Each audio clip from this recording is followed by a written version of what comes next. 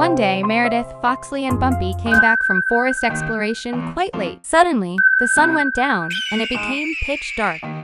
The forest, once so lively and inviting, now felt unfriendly. Strange sounds echoed between the trees. "What is this?" Meredith whispered as she felt something brush against her legs. "What is this?" Foxley murmured, staring at a glow emerging nearby. "It's me, the glowworm," a gentle voice replied. "I will help you find your way home."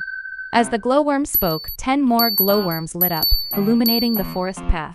"Thank you," Foxley said softly. "Best friends always have each other's backs. Any problem can be solved together.